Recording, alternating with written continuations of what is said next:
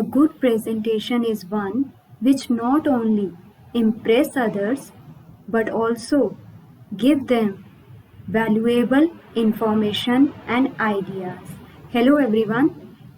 Today I am Dr. Vandana Saini from KV number 2 Roorkee going to present my presentation on the most important topic of our statistics, that is tabular presentation. So let's start our video with the learning objectives. And here you can see the major learning objective of this particular chapter. In this chapter, we are going to study about tabular presentation, that means its meaning, components of a table, features of a good table, kind of tables, classification of data, and tabular presentation. But here I am covering up the topic from tabular presentation to till features of a good table. So let's start with the presentation of data. The presentation of data means exhibition of the data in such a clear and attractive manner that these are easily understood and analyzed. There are many forms of presentation, as textual presentation, that means descriptive presentation, tabular presentation, that means when something is presented in terms of table, diagrammatic presentations, graphical diagrams or others. But here we are limited to tabular presentation only. Now, what is the meaning of tabular presentation? Tabulation in its broadest sense is an orderly arrangement of data in the form of rows and columns. I mean, when something is represented in terms of rows and columns, then that presentation is known as tabulation. So let us begin with the components of a good table. What are the essential requirements of a good table? And the first one is table number. First of all, the table should be numbered as 1, 2 and 3 because the numbers facilitates the location of the table. With these numbers, we can easily understand, we can easily compare, we can easily analyze the things we want to study. Second is the title. A table must have a title. It must be written in bold letter just to provide them attractiveness. So a good title must be simple, clear, short. A good title must reveal the problem under consideration, the time period, the place of study, the nature of classification of data, or in short, a good title is short but complete in all respect. Here I would like to give the example of a newspaper. When you start reading the newspaper, the first thing is given the title, and from that title you can easily comprehend what you are going to study in the whole newspaper, right? The next one is the head note. If the title of the table does not give the complete information, then that is supplemented with the head note and it completes the information in the title of the table. For example, if you find any table, we generally express in lakhs, crores, tons. So that lakhs, crores and tons, they are known as head notes, right? So they complete the information which we cannot give in the title. The next one is the stubs. Stubs are the title of the rows of a table. These titles indicate the information contained in the rows. Just like head notes which supplement the title, stubs are the titles which indicate the or supplement the rows. What we are writing in rows, that must be supplemented by the stubs. Next one is the caption. Caption is the title given to a column of the table.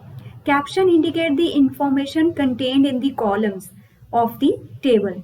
A caption may be called as a subhead when the information in the column is divided in more than one class.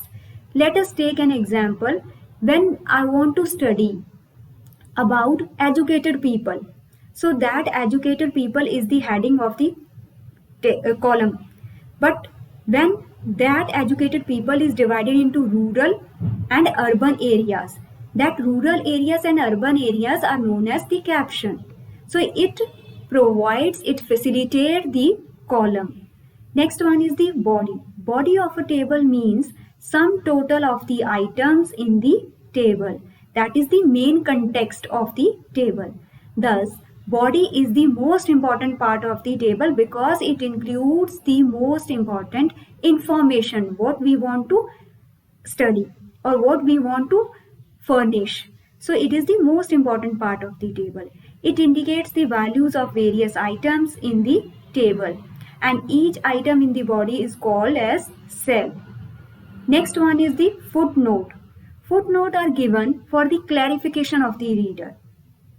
These are generally given with the information in the table need to be supplemented.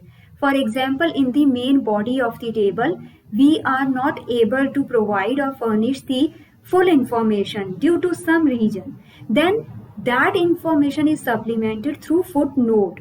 And generally we indicate when we are writing something in the main body of the table, sometimes you find a star is given as subscript. So that star, the actual information contained in that star is given at footnote. The last one is the source, from where you have taken up that data. The source must be mentioned. So when tables are based on secondary data, source of the data is to be given. Source of data is specified below the footnote. Here you can see the format of the table. First we have given the table number, then title, then head note. For example, the title is the production or sales of factory or firm A. Then the quintals mentioned in the bracket or the sales figure mentioned in the bracket are known as head note. Here you are giving the stub complement the rows, and caption complement the columns. This is the main body of the table, which is the most important part of the table. Maximum information is given here. Then we have to give the footnote which supplement the main body part. I mean whatever is given which we are unable to give in the main body part of the table, that should be supplemented with the footnote. And at last we have to give the source from where we had taken up that data. I hope this format is clear to you. Next one is the features of a good table. How to construct a good table? What are the guidelines of constructing a good table? See, construction of a table depends upon the objective of the study. What is your objective? And accordingly you have to include the features of the table. There are no hard and fast rules for the construction of the table. However, some important guidelines should be kept in mind, and these guidelines are known as the features of a good table. So here are some of the features of a good table. The first one is the title. A title should be compatible with the objective of the study, right? Whatever the information you want to provide to your learners, it must be compatible. So title should be according to the objective of the study.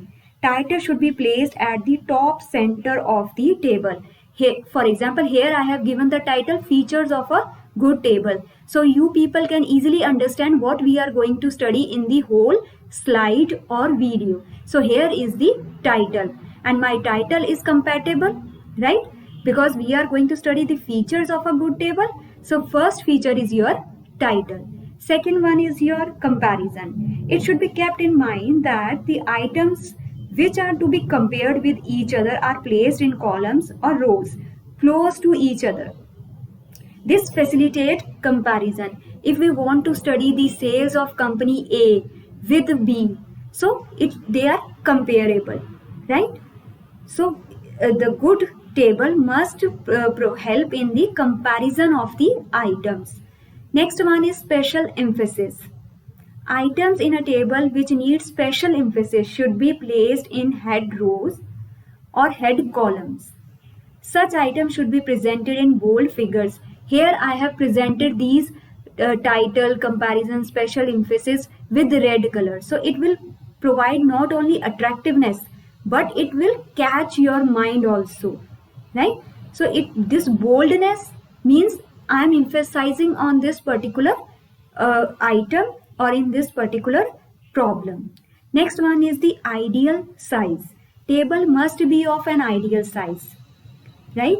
A very long table or very short table does not fulfill the very purpose of the study. So it should be of ideal size. Next is the stubs that I have already explained.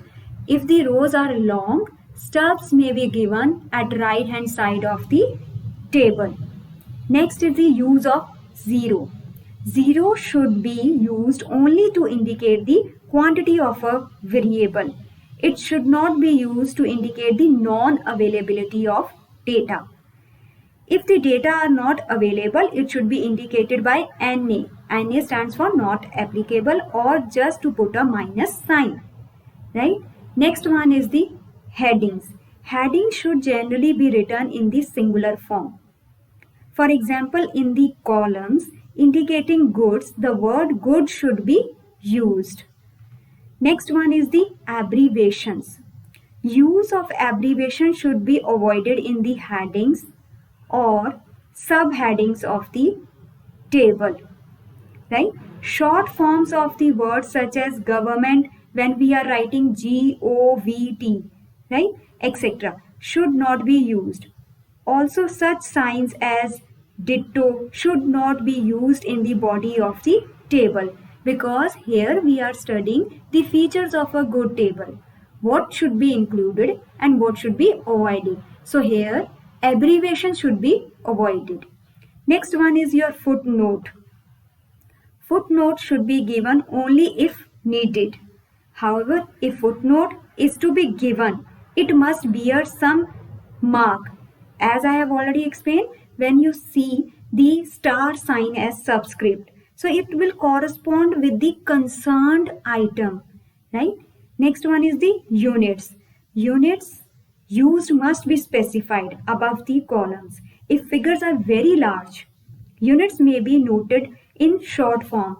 For example, when we are using 000, that indicates thousands, right?